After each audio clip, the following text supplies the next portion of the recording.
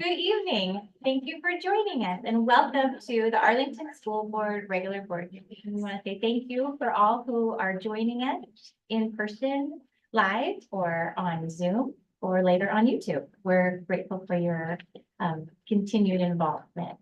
We'll go ahead and call this meeting to order, and we'll start with our land acknowledgement that will be read by Dr. Sadie. Good evening.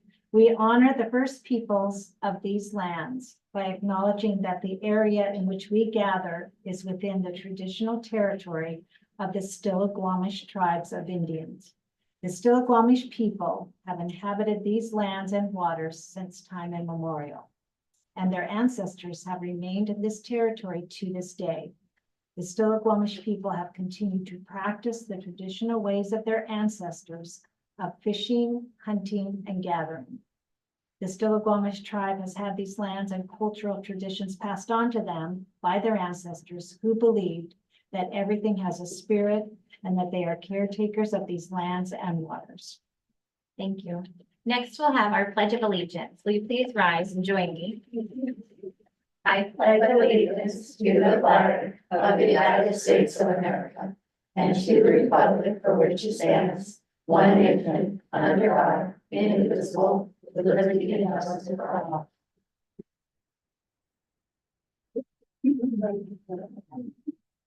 Thank you. Next, we'll have our roll call attendance. Madam Clerk. Director Dyden, Here. Director Kelly, Here. Director Kingman, Here. Director Levesque, Here.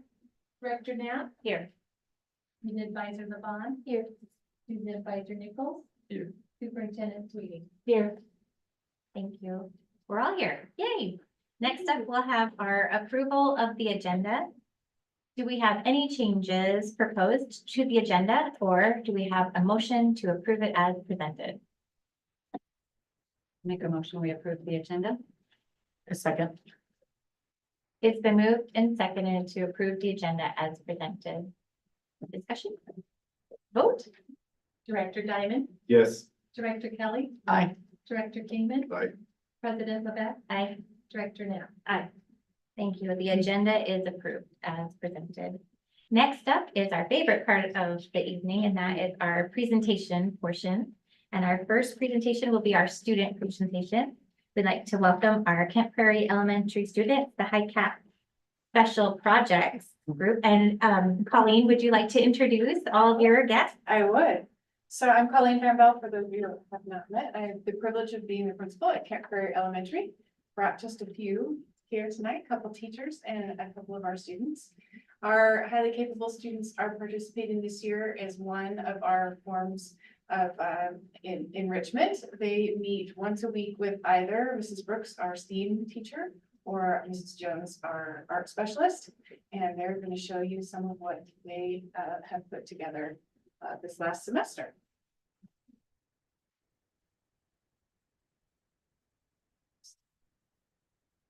Okay. I am Heather Jones, art specialist, one of my fifth graders. Do I introduce yourself? I don't know how. Just say your name and your name. I'm Theoden. Nice to meet you all. Too. So we started with learning about Da Vinci because as an art teacher, he's one of my favorites. We read a biography and then the children all chose an area of Da Vinci's interest in which to do a project because he was also an engineer and a scientist and an inventor. We had presentations the children made about helicopters and parachutes and hang gliders and his interest in music and engineering. And Theoden did on tanks, because I might not know this, but the first prototype of a tank was imagined more than 500 years before the first one was ever built. Right up there. Oh, ready to go. Leonardo da Vinci's Interest in Armored Cars and Tanks in History by Theodore Monnion. Leonardo da Vinci invented the blueprints for a tank like this one. Sadly, it was never built, but when some people built it according to Da Vinci's blueprint, it didn't move properly. Instead, it spun in circles. 1915, the British invented the first tank prototype named Little Willie. To avoid suspicion, the British renamed the land ship to Tank, and that is how the name Tank came to be. In World War II, Hitler ordered the construction of a massive super tank named the Land Cruiser P-1000 Rata. However, there were too many flaws about the tank, so it wasn't built. During the Korean War on August 18th, 1950, the M46 Patton first saw action in the Korean War. This was the only time this tank saw combat. During the Vietnam War, this tank, the M113 Armored Personal Carrier, saw action. It was the main transport during the war. This is the T-72 tank. It was used by the Russians in the Iraq War. This tank is still used by the Russians today. This is the M1 Abrams. This has been the United States' main battle tank since the early 90s and is still used today. I saved this tank for last because it is my favorite of the tanks shown. It is crazy how an idea from an insane man ahead of his time became one of the most powerful machines over a span of 537 years. The end.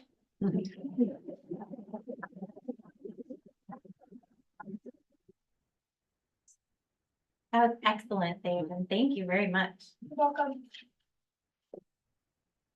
Hi, I'm Nikki Bresser, the STEAM teacher, and I'm here with. Sophia joining. I had the privilege of having the second and third graders last semester, and we started out with understanding what a shelter was. So we learned about shelter here on Earth, and then we learned about what a shelter means to the astronauts. And then they took it from here and decided what would a shelter be like if we had to move to Mars. So this is the presentation.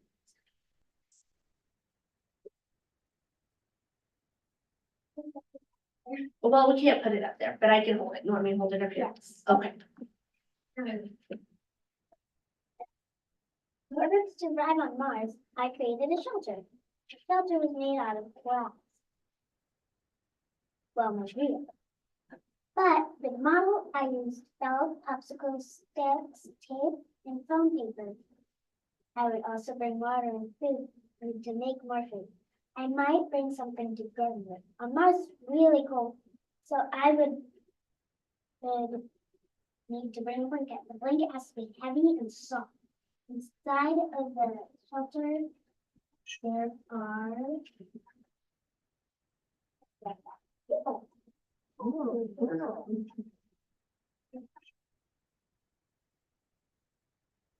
I would need an air tank so I could breathe. I would also need gravity boots so that I wouldn't fly into the atmosphere. I would also need an astronaut suit to make sure I wouldn't freeze to death. I would probably need trees or plants to get air in the shelter. And I decided to bring animals to feed. Their shelter would be like a barn. So that's my shelter.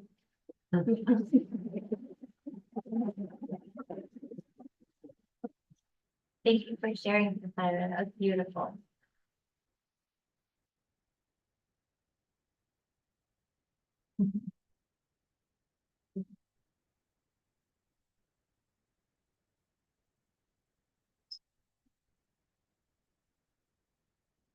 You want a picture of them, Gary? Sure. Yeah. Would you guys mind, before you leave, you're welcome to stay for the whole meeting, you don't have to, but could we take your picture? Would that be okay? Members. Just to honor you. And thank you for coming. Yeah, Colleen, we'll come and Heather. Come back here. Sorry, guys.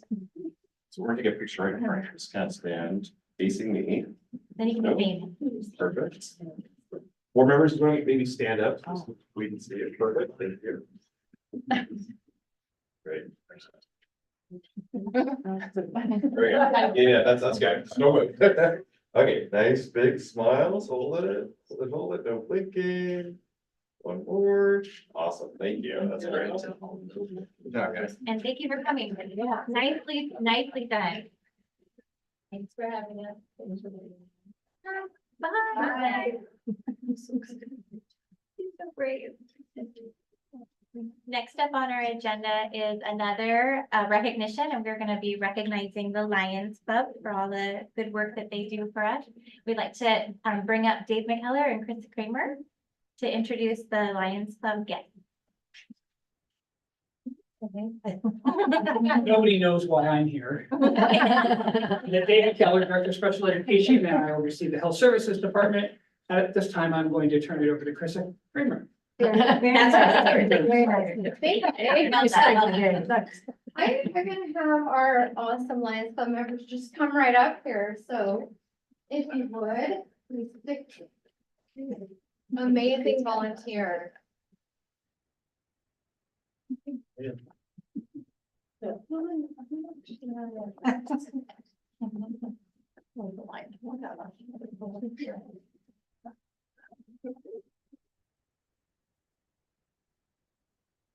This group of Lions Club members, and really these 6 in particular, spend an awful lot of time with us this year, not only our school district, but districts in 2 or 3 other counties near us. Traveling around doing vision screening. They screen in our district this year. This group screened approximately 2,861 students in 6-day time. So they're extremely efficient in what they do, very good at it. We referred out of our school 220 students. So our numbers kind of go up every year of how many we screen, but they're so fast. It's wonderful. Yeah. So this year also we're required by law to screen grades K through 3, 5, and 7. This group is so willing that when we're in the elementary schools, we do K through 5. We're there, why wouldn't we?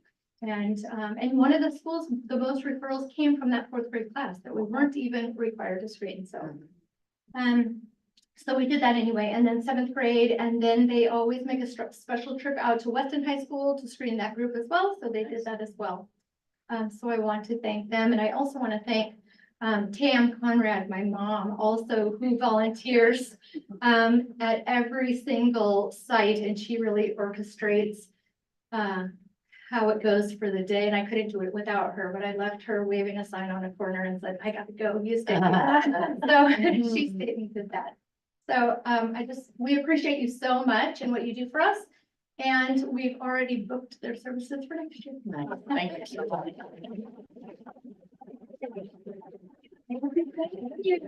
Thank you very much for coming tonight, and thank you for your service. The gift of sight and the gift of. Yeah, beautiful. I agree.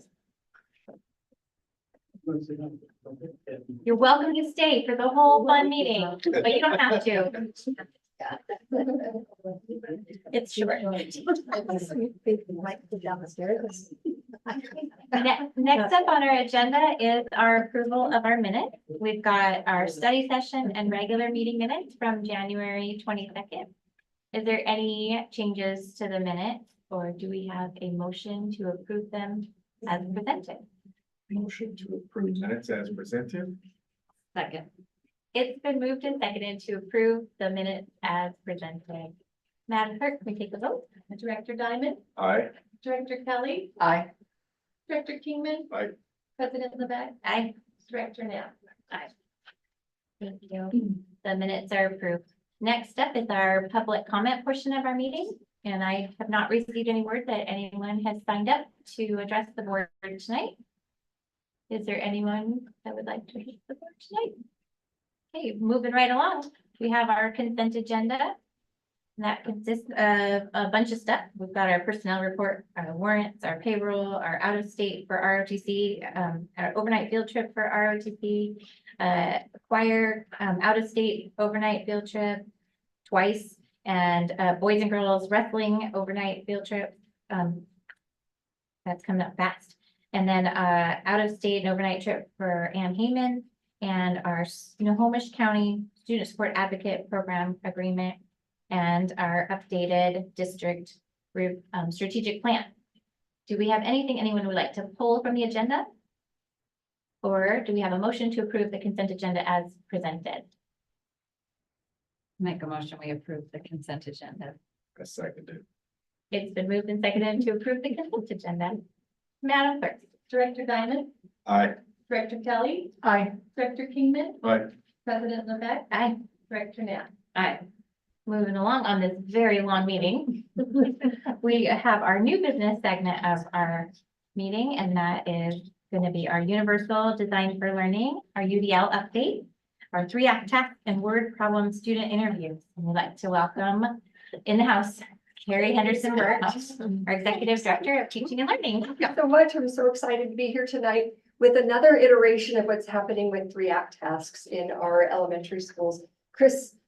Dr. Sweeting and I had a really great conversation today because 3-act tasks are an emphasis in our Graham Fletcher training. And she said, how is Graham Fletcher connected to Universal Design for Learning? And I said, that's a great question. He's not directly connected. He is not a UDL proponent.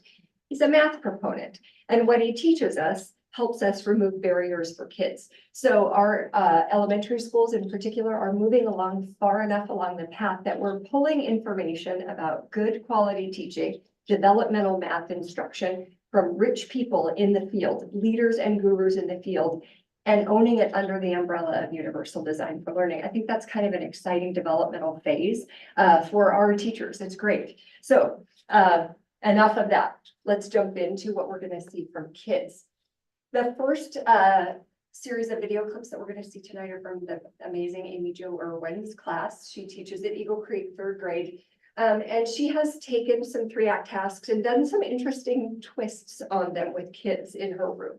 So this is an iteration of a 3-act task that Amy has tackled. And it just is a terrific example of what happens when teachers start to say, I've got an idea based on something that I've learned. So introducing Amy Jo's 3rd graders.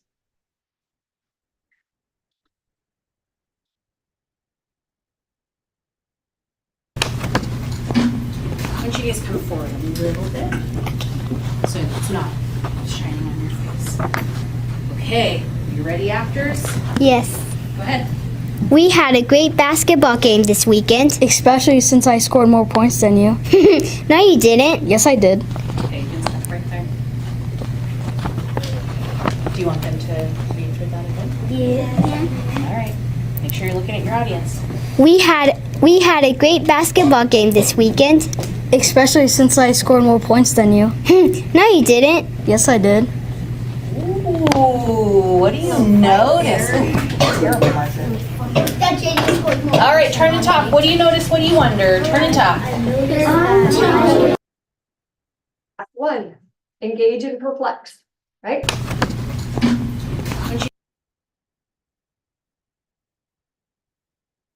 Some great things come out in the kids' noticings and wonderings too. So you'll see some interesting. And 0. Something you noticed. Oh, Nora, what did you notice? I noticed that Jaden had more points than Monsi. How do you know? How do you know? Because he said he scored more points than him. That doesn't mean that he just had more. Yeah, and Monsi said that, no you didn't, and she laughed. And he said, yes he did. Do you know who had more points? No. Wonder who had more points.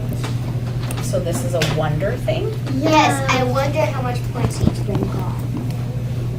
So you noticed that Jaden said, Jaden might have more points, okay?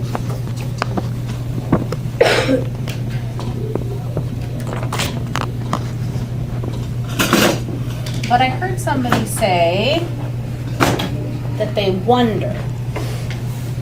Someone said something needs to go in the wonder category.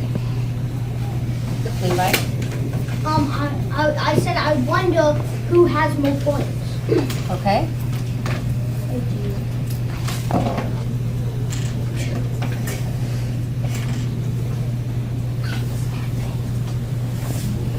Harlow, did you have something? For the one wonder, how many points do they each have?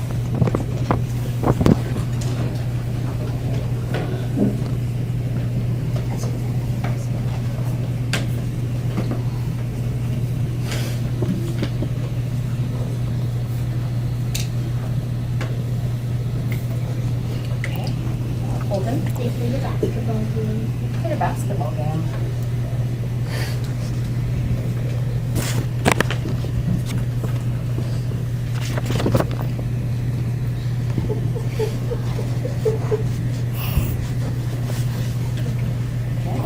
Levi, something else? How much points did they get all together? So how many points did they each have? How many points all together? Well, I think they have a couple more things to say about this topic. Read the part two. Listen carefully. Well, I scored 3 pointers. Well, I made more baskets. Oh. Do you want them to say it again? Yes. Okay. Well, I scored 3 pointers. Well, I made more baskets. Ooh. Ethan? I wonder what baskets do you make? Like how many baskets?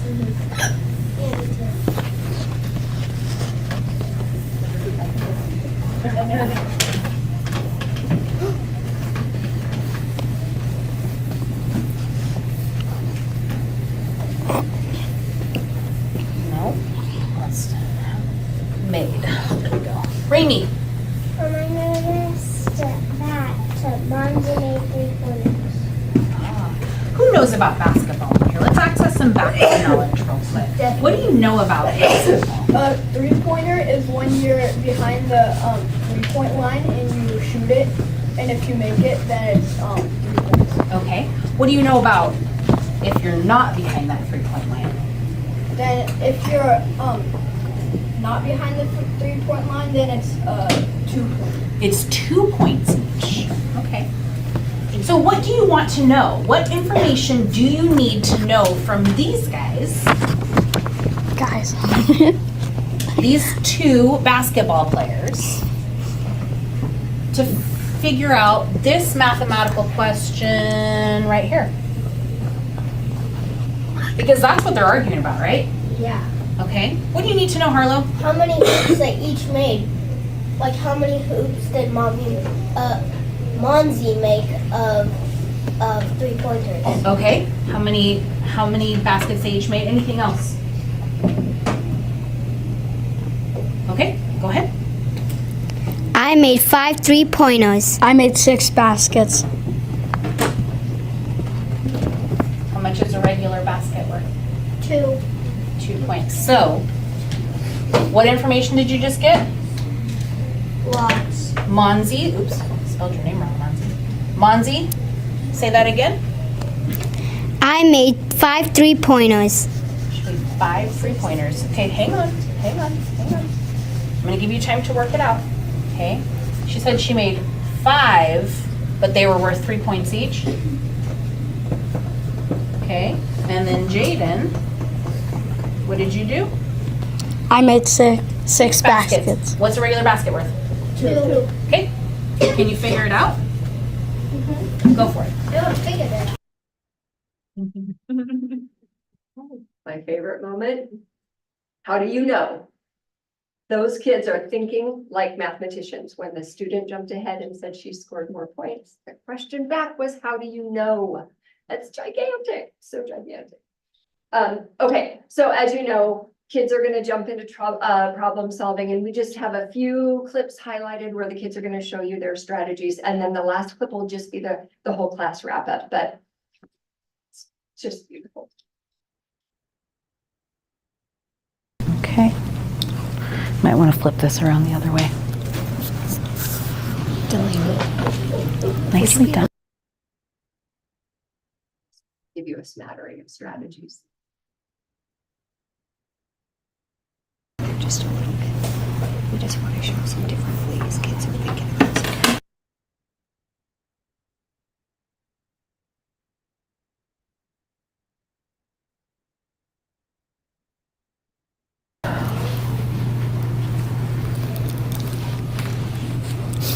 Yeah, if you want to level up in this situation, There again, we have an important statement that Amy Jo started. You might have already solved it. Here's something else to think about. So there's extension opportunities already built in to this. So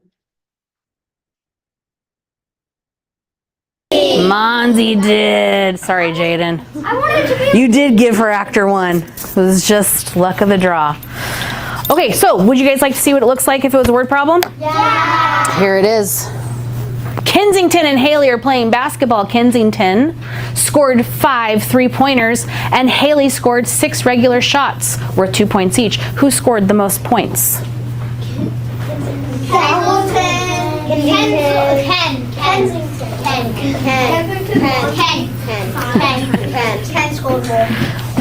Which way did you prefer working out this problem though? With actors? All right, good. All right, we're gonna have Malachi come in here. We took a little bit. So one of the things that I really thought about and was struck by during this, it was so powerful how she did not, as a teacher, apply pressure to the kids to hurry up. The importance of the noticing and wondering is giving kids time to explore the context of the problem. Remember, only in school do problems come in worksheet form. So in real life, as mathematicians, they're going to need to understand what they're looking at. It's going to take some time to explore and talk that through. That's how mathematicians solve problems, in groups and talking about it. But there's a terrific quote that I stole literally from the bathroom stall at Eagle Creek after this lesson was over. It's from Mr. Rogers, and I thought, it's going in. This has to go into the report. One thing is certain, children need lots of free, quiet time to get used to all that's developing within them. Part of the benefit of teaching with actors and actresses or using 3-act tasks is the lack of hurry, so that kids have the brain time to process, think, understand, and pick up on someone who might have jumped ahead a little bit and said, I know who scored more points, and everybody else can say, do we? How do you know? So terrific, terrific. So what did you see when you were watching this? What did you see developing in the kids? See them start to make the connections, like kind of them popping off like popcorn as it starts to connect. I think teamwork. I thought it was funny when they differentiated between 3-pointers and 2-pointers. I heard a little girl's voice go, oh. So many revelations. Okay, so, but you know, word problems can come in word problem form. It's okay. It's certainly Third graders, right? Third graders. And Yes. they've barely been introduced to multiplication, right? Like. Towards the end of it, okay.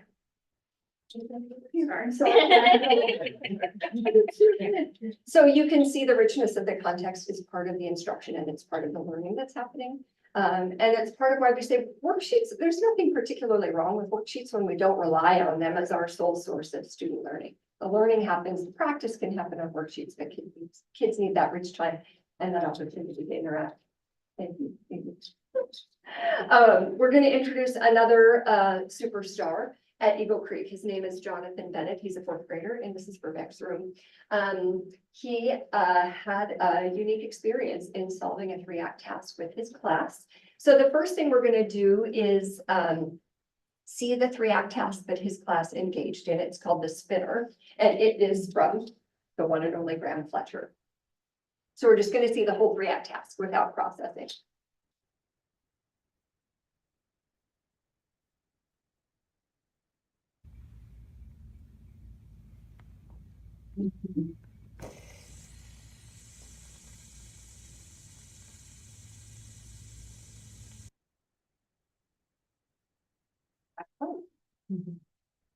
Engage and perplex, engage and perplex.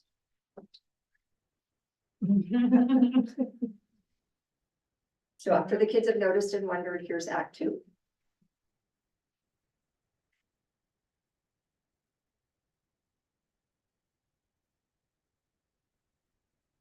Do you have a question in your mind? How do they know how many times it went around? That's what's revealed in Act 2. Somehow they know.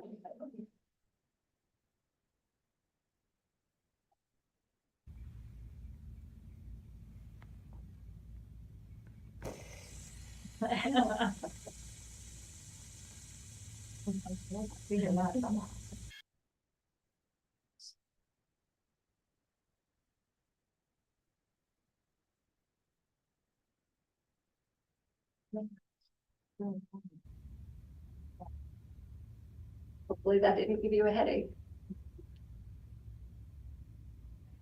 Black dot is what they use.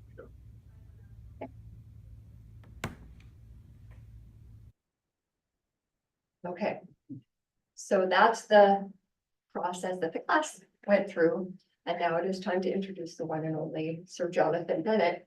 Prepare to be amazed. This is a bit of a lengthy clip, but it's because he kept coming out with pretty profound statements. Like, I think we'd be winding down and then, nope, not so much. So, Jonathan.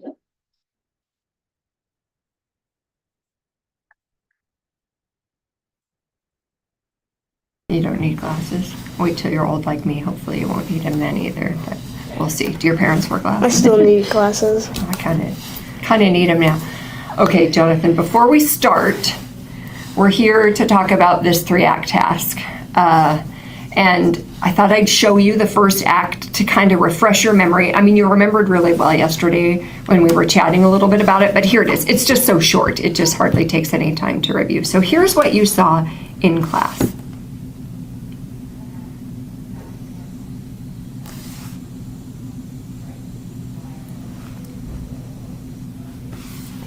Super short video, 5 seconds. No, it was actually 10 seconds. 10 seconds, the video is 10 seconds. So, given, I mean, it's been a while since you've done this, so can you take us through, like, what did you talk about during the notice and wondering part after you saw this in class? What did you notice and what did you wonder when you first saw this? I noticed that it only spun for 5 seconds, and then the video stopped.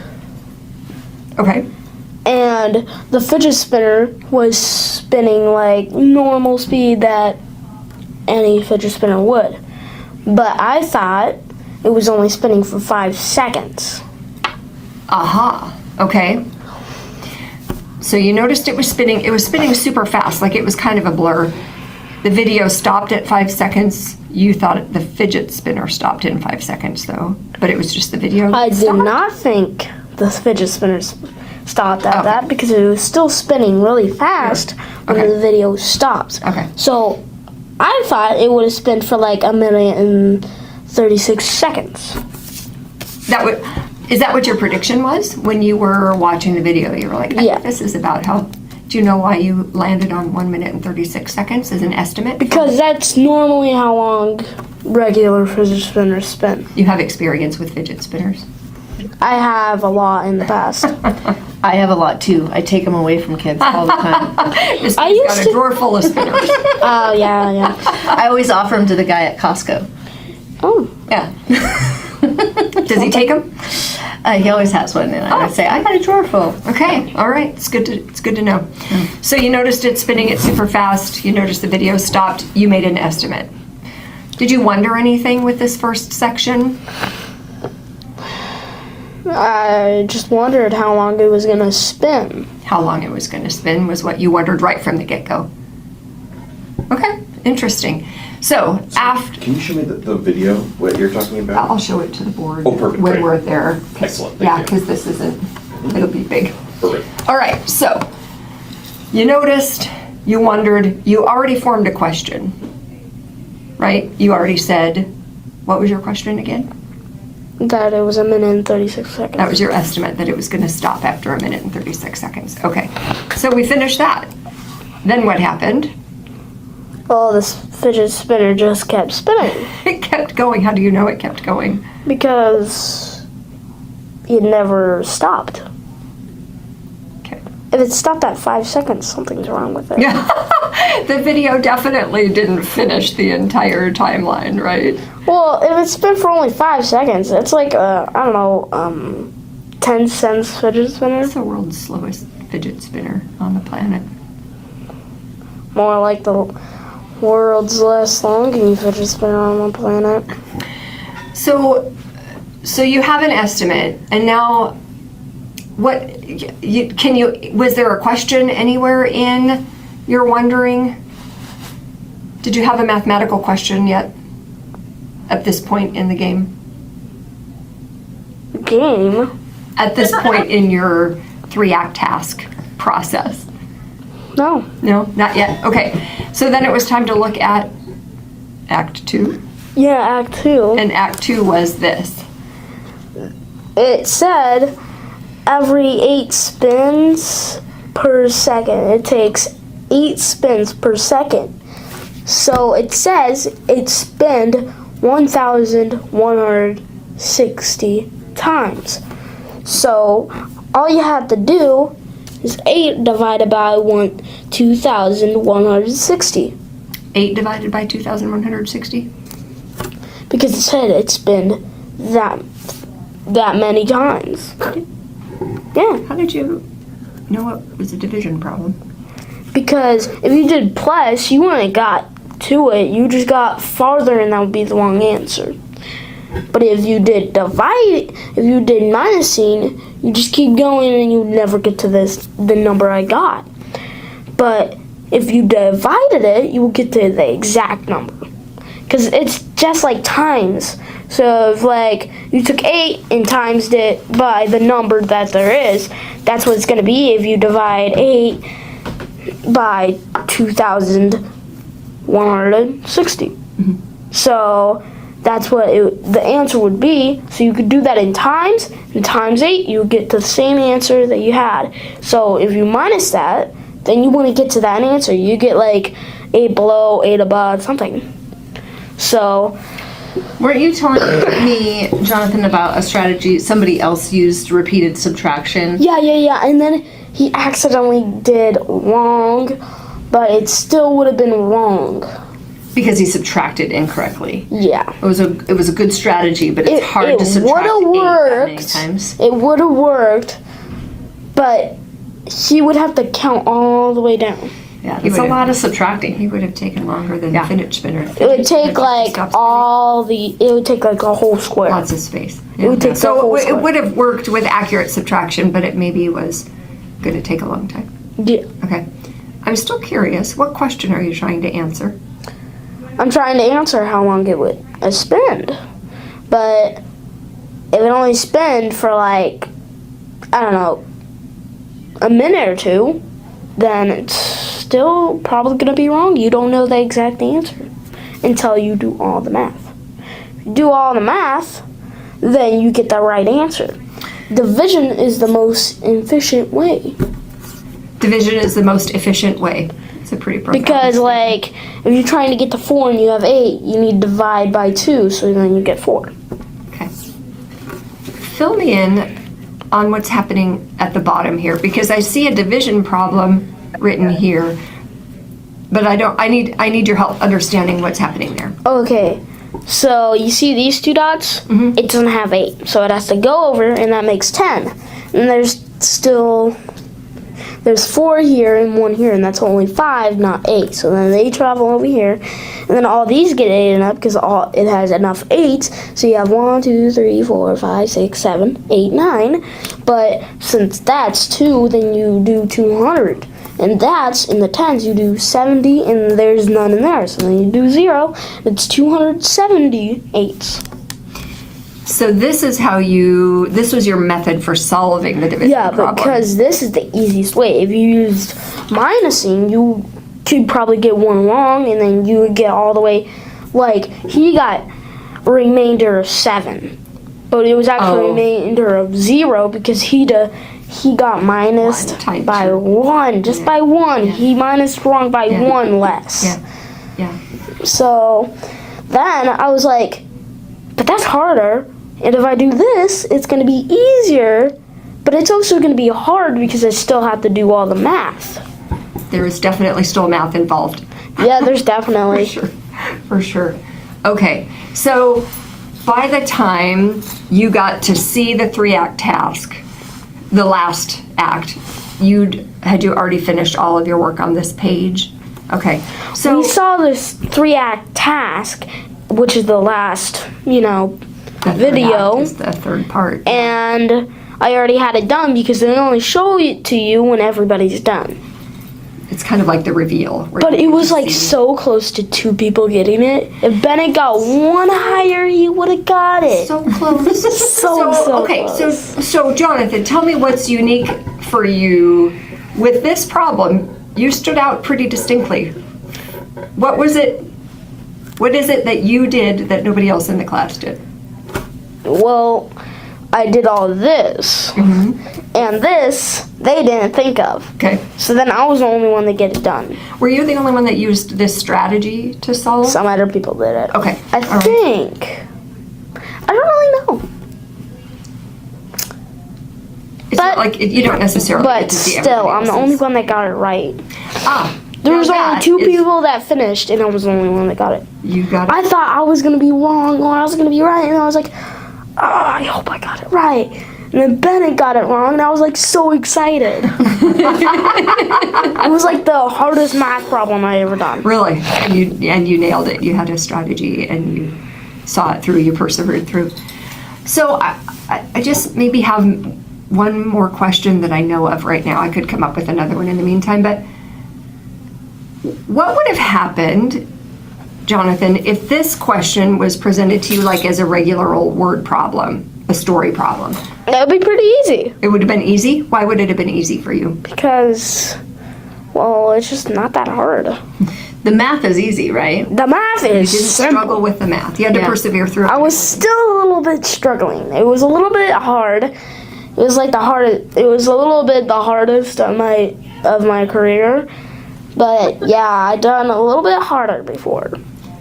But what if Miss Verbeck would have given you this, like, on a piece of paper, on a sheet, with it all written out and not the pictures? What would have happened? There was only one picture. Oh, the video and the picture. Yeah. What would have happened if it would have just been words? I don't really know. I'm not that good at reading. Is reading hard? Yeah, it's pretty hard. So Once you get the hang of it, you're amazing. Yeah, it's true.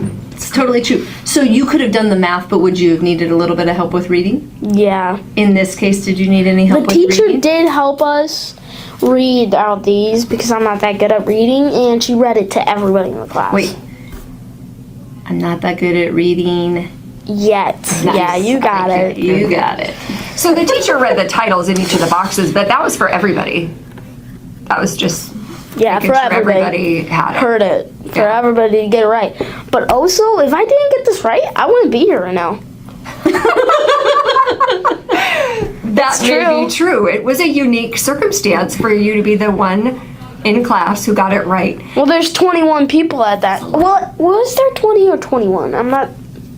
Somebody could have been absent. Yeah, maybe. Potentially. But I think there was like 21 or like 19 or 20. Yeah. It's pretty good. It's a good sized class. So, like, at 21, one finished, and it was me. First of all, Jonathan for president. What is profound about what you observed in hearing Jonathan reflect as the only student in the class who actually fully, accurately solved this problem? What's profound about that? There's a great sense of pride. Terrific sense of pride, absolutely. I think my takeaway is he's really good at math, maybe not so good at reading, but he was still able to kind of put everything together. So it does meet the kids kind of wherever they are in whatever subject they are. And it allowed him to like kind of creatively explore how to pull the numbers apart and come up with answers. He said it was the hardest thing he's ever done in his career, but he was able to do it. It was within that zone that was doable and Stretch. yeah. And division is hard for kids. It often is a dividing point in time for fourth graders. Get to division, hit a wall, say, I'm not a math person. Or maybe for some other kids, I'm not a reader, right? We can't allow that. This is the hardest to date in his career, but I have confidence that he's gonna have a long and illustrious career. Okay, so we've already kind of talked about this, right? But the whole point of using 3-act tasks and the whole point of universal design to learning is removing barriers and addressing variability. Is it okay for Jonathan to struggle with reading? We don't want it to go on forever. Should that be a barrier to the rest of his access to education? Should we use that as a means to prevent him from shining his own brilliant self, right? One of the other things that we've talked a lot about with universal design for learning is that the goals are the same for everybody. Every kid in that class was expected to solve how long would it take the fidget spinner to stop spinning based on the information they had. Everybody had the same goal. Everybody got to choose their strategy. So anyways. Any questions or thoughts before we wrap this up? I do have one last slide that we'll just go over really quickly, and it's important for us to remember as adults in the system that when it comes to math, we want kids to develop an understanding of math content, but we also want them to develop mathematical habits of mind. And that these were both great examples of what we call the standards of mathematical practice, right? We want kids to make sense of problems. Did Jonathan have to make sense of that problem? Absolutely. Did Amy Jo's classroom have to make sense of that reading and persevere through solving the problem? Yes, I put a check mark next to all of the mathematical standards that I saw happening in these 2 series, because that's the other benefit of rich tasks is you cover a lot of territory with one problem. So, sorry, did I ask for questions, thoughts, or? Yes. I also saw some growth mindset when he said, I'm not good at something. And she said, what do we add? And it was yet. I know grownups, a few grownups now that still think that they're bad at math and don't have that growth mindset and don't add the word yet. And I think that was a really powerful, important reminder that we don't have to know everything now. We're all learning and there's opportunities to grow. Yep. Jonathan just got to double digits. Life isn't over. He's still got plenty of learning time. One thing I neglected to do was to thank Gary for coming in and doing all the recording of that. He's just so, spot on and following the kids. It was very entertaining. So Thank you for asking. it might be minimally fun for those of us that are working with the kids. So, thank you. Thank you so much. Thank you. Thank you, Amy Jo, for being willing to be recorded. It's so great for us to see everything in action. Thank you for being with us tonight and thank you for that presentation. The next thing on our agenda is our first reading of board policy 5280, separation from employment. And we'd like to welcome Eric Dia, our Executive Director of Human Resources. Good evening, directors. I'm here with one of the easier policies of my career, possibly. Maybe not the easiest of my career, but just a few minor changes for you here. Mainly formatting and organization. And one big sentence. Strikers.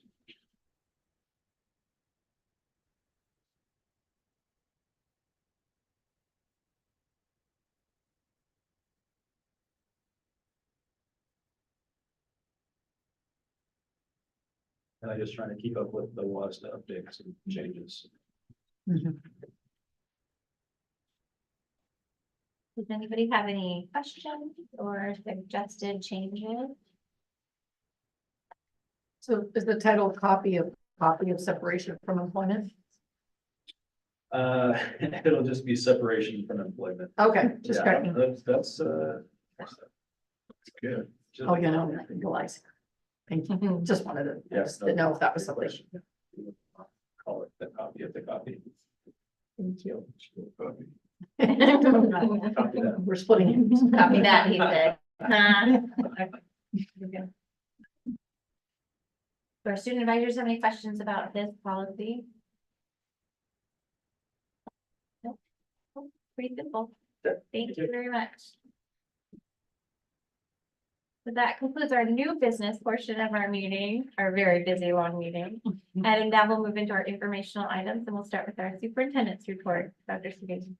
So this lovely bouquet that's here in front of me that was created by students at Eagle Creek for the Great Kindness Challenge. And so the wraparound on the bouquet says, this kindness bouquet is shared with you from the students of Eagle Creek Elementary, celebrating our 7th year of the Great Kindness Challenge 2024. So it was fun. I was able to go over for a little bit and tried to help with the flowers. Those turned out much nicer than the ones I was trying to. I was there during the kindergarten, first grade, and it's to fold those as a challenge. But anyway, it was a great time there.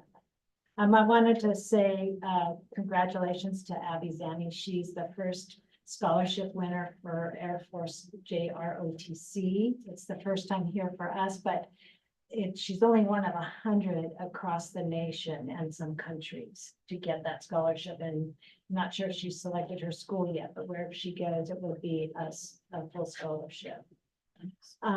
Also, I wanted to say congratulations to Jeff Keeley. He is from Arlington High School. He has earned his he's a newly certified national board teacher. And this is really, it's a lot of work and requires a lot of evidence building and showing your, why you could be honored in this way. So he's newly certified. There are 5 additional staff members who have recertified as a national board certified teacher. Kathleen Nichols at Arlington High School, Ben Robinson at Eagle Creek Elementary, and Jackie Weinberger at Eagle Creek Elementary, Leanne Rolfe at Kent Prairie, and Josh Thayer at Post Middle School. So it's really a neat thing that they pursue excellence in their craft as an instructor. So congratulations to them. And let's see, this Wednesday is Happy Hearts Day. We hope we get lots of love, and we want to remind everybody, I would like to remind everybody to remember to vote by the end of the day tomorrow. So that's my answer. Thank you very much. And thank you for all the little happy hearts. We appreciate it. Next up is our legislative update and discussion. Director Kelly. So I received in my inbox the in session. So just a couple things in the Senate, was this the Senate bill? Let me see. I think it's the House bill. So MSOC, and they were talking about this at my meeting this weekend, material supplies and operating costs. So they're looking at increasing state funding for operating costs in schools. If that bill passes, funds are appropriated for it per pupil. They're looking at, for the 24-25 school year, that would include a $23 per pupil increase. So currently it's at $15.19 and we go to $15.42.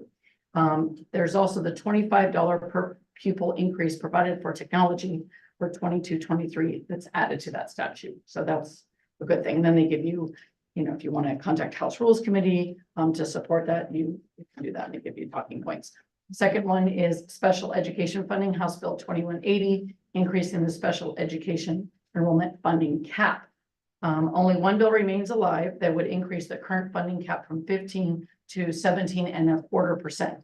It has been sitting in the House Rules for a while and must be voted on, moved to the floor calendar.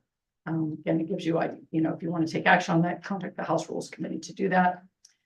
So those are two big highlights. We're winding down, I believe, we have about 3 weeks left of our state session. I was down there for the leadership training and I could not go to Olympia, not run into my pal, Clyde Shavers, and talked with him. And I'm like, Clyde, so where are we at with the 60% supermajority? That needle's not moving, which was not a giant surprise to me.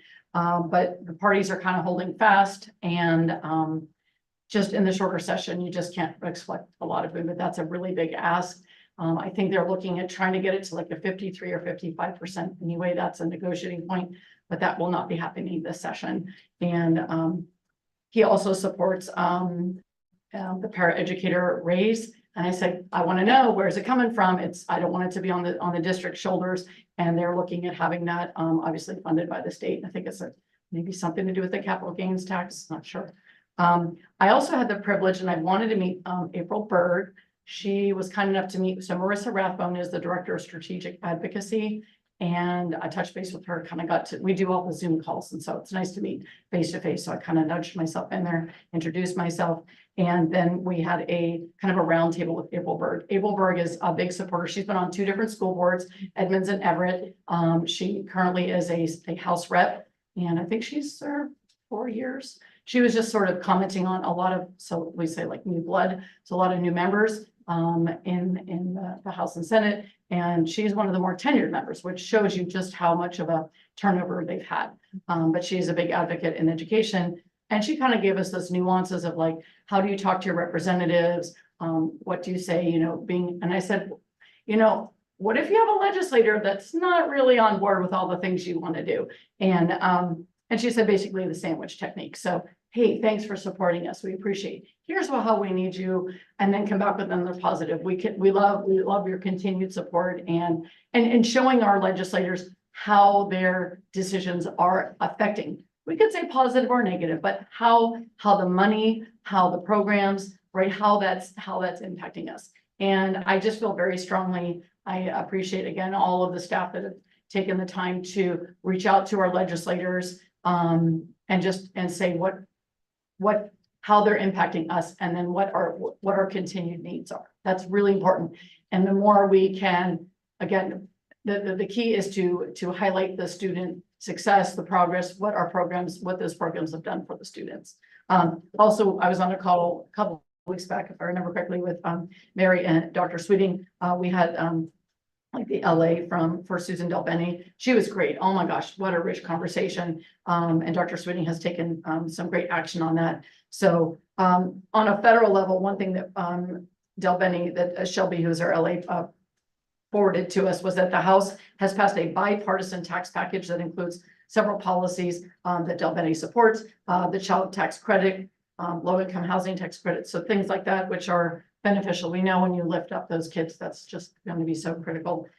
Second one was a 401 Kids Savings Act, in providing some sort. It's just like a savings plan. It's like a 529 college plan for kids when you start up very young. And the third one was Delbene introduced legislation to permanently expand the Child Care Independent Credit Enhancement Act, which would increase the maximum amount credit to $4,000 per child and up to $8,000 for 2 or more children. So on a federal level, we're seeing things, and also when I was talking with Mary and Dr. Sweeting, we were just finding out about programs for grants. Like we can go to something other than just the state level. We can go on a federal level and seek these out. So we've tasked folks in our district to kind of take advantage of those things, and I'm looking forward to seeing what that could result for us to tap into all things. I don't know that we're looking. Of course, I was sitting there like, can we get into middle school? Like that's a big ask. Like I know that's not there, but there could be things, you know, ADA ramps or technology, those kind of things. So we just basically leave no stone unturned. So anyway, I'm looking forward to, we'll have, in 2 weeks, we'll have another one, but yeah, the session in LMP is wrapping up pretty quickly. So I'm just going to see what else unfolds. Thank you, Director Kelly. Thank you for taking the time to attend all those extra meetings. Next up is our comments from board members. I'd like to ask our students to go first. Nathan, do you have anything you'd like to share? I recently had the opportunity to do more of my winter training for track. And I've been talking to a lot of other students, and there's been a lot of excitement about this year's spring sports. I think it's kind of just another testament to that. The idea of if you're involved in school activities, if you're involved in clubs or musical, you'll find more, not only joy, but you'll be learning more too. School doesn't have to be somewhere where you dread going to. I know high schoolers, it's hard to get up in the morning, it's hard to go to school. But being involved, it helps you get excited. It helps you want to learn more about something you're genuinely interested in. I've seen a lot of kids excited for the musical too, but this is coming out May. March. March 1st. March. So super exciting. I also see a lot of kids finding like their place. They're kind of like their home. They're somewhere they can belong and call family, which is the more than anyone can really ask for. So I would urge all students to get involved. it might be the most important thing for students to do. Thank you, Nathan. Wise indeed. Marisha. I don't have much at the moment, kind of just chugging along, taking the punches as they come, you know how it is, life's great.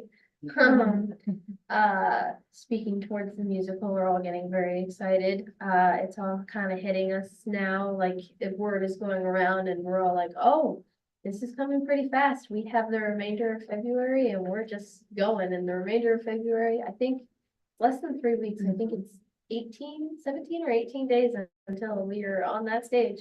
So getting a little nervous, but also very, very excited. We put a lot of hard work into the show and the dancers are coming along great. The vocals sound amazing and the set is looking incredible. So we can't wait for you guys to see it. Tickets are on sale, so go buy tickets. Thank you for sharing. Director Nat, would you like to share anything? Sure. I really appreciate Sherry, all the information that you share.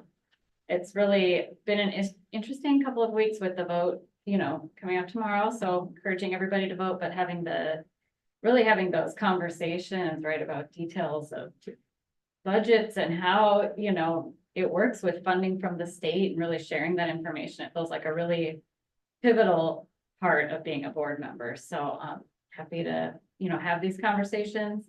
And then writing into the legislative session about, you know, showing your support, and it just feels like it's a really active time right now. So it just, I don't know, I really appreciated the honesty in the community and really having those honest conversations. So yeah, that's what's been on my mind. Thank you. Director Diamond, what would you like to share? You don't have to. Don't you? I don't have anything. Nothing. You can say pass. I was gonna say fast, no comment. Director Kelly, anything else you'd like to share? Tomorrow's day 100. Oh, it's a busy week. I forgot that those two between Valentine's and 100. I'm like, oh my gosh, it's a crazy week. But yeah, so I bought the knockoff version Malto Meal or something, Fruit Loops. So tomorrow I have the sheet, and it's so fascinating to see how the kids represent 100. Like some of them take all the yellows and all the orange, like they make rainbow. It's just crazy. So I'm looking forward to a very high energy day tomorrow because it's always to celebrate 100. If I'd had a headband for 100, that would be awesome, but I just didn't get that in time. But it's also kind of that marker in my life as a teacher, like you're like, the kids, like we say it's a halfway point, it's well past halfway, and we're like, oh, summer's coming. But anyway, so it'll be fun tomorrow. And then Valentine's, I don't know, who knows what that's gonna be. Yeah, but it'll be good. I get a call from like, are you doing Valentine's? I'm like, I didn't get the paper out, it's coming. Just look for the red folder. But yeah, anyway, it's a fun time to be a teacher, and I'm kind of like you. I'm looking forward to your musical coming out, and I hope you broadcast it to Lakewood because it's kind of fun how these communities. I have teachers over in Lakewood are like, hey, you want to go to that musical in Arlington? I'm like, oh yeah, I live in Arlington. Sure, let's go. Yeah. So it's nice. It's definitely a thing that in the community with Lakewood and Arlington being so close. Anyway, just chugging along. Thank you for sharing. That's just the mood. Director Kingman, anything you'd like to share? Yeah, you know, one of the best things about being on a school board is to see and hear from the little students. So I really thank you for presenting them on a regular basis. Kind of reminds me of why we're all here. So thank you for that. That's all I have. Absolutely. Thank you. Thank you for sharing. It is absolutely pivotal for us to see how it works in the classroom, see what we're doing. I wanted to share that I attended the boys basketball game on Friday. Oh, that was a nail biter. It was super intense. But it was so fun and we won, and I'm so proud of our kids for working so hard, and the focus and the dedication and the band. Oh, I'm all about the band. They sounded great too. And then also on Saturday, I was able to follow my kid, my little percussionist, my little drummer boy, to the Marysville Pilchuck Music Educators Association solo ensemble competition, MPMEA at Lake Stevens High School, and they got to compete with another really strong competitor, bigger school down south, and they played so beautifully at their little percussion instruments, and they won, and so they get to go to the state. So we're really proud of them. And there was also some choir kids that came and sang, and there was an oboe player that did really well. And we're just so proud of our kids for working so hard and just showing up and doing their very best. And what Nathan said was absolutely spot on, that it is a family. It is a place to belong and to fit in. And my little 10th grader has not had a lot of wins at school. He's struggled in a lot of different ways, but he's good at drums. And those kids have just embraced his quirky, awesome differentness and just, they just all kind of bonded and hung out together and had a great time. And he wasn't socially drained like he sometimes is. He had a great time. That feeling of accomplishment that we got to see from our little Jonathan, that he got it, and that it's such a great feeling to get it and know what you're doing and have that confidence. I hope every kid gets to participate in something that gives them that feeling of I got it. That was pretty great. I also want to be super transparent and let you know that I'm not going to be in attendance at our next meeting. I'm having a little medical procedure, so I will be away from work and away from other things and resting my procedures on February 20th. And Erica will be handling the duties of the gavel at our next meeting. So that, just want to remind everybody that our next meeting is February 26th, and our study session starts at 4 p.m. and our regular meeting starts at 6 p.m. And I hope everybody is in attendance, because I will not be there. So just making sure we have a quorum. Is there anything anyone else would like to address this evening, or are we safe to have a motion to adjourn?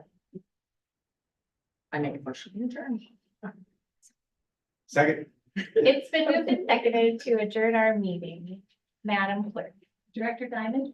Aye. Director Kelly. Aye. Director Kingman. Aye. President Levesque. Aye. Director Knapp. Aye. Thank you. Meeting is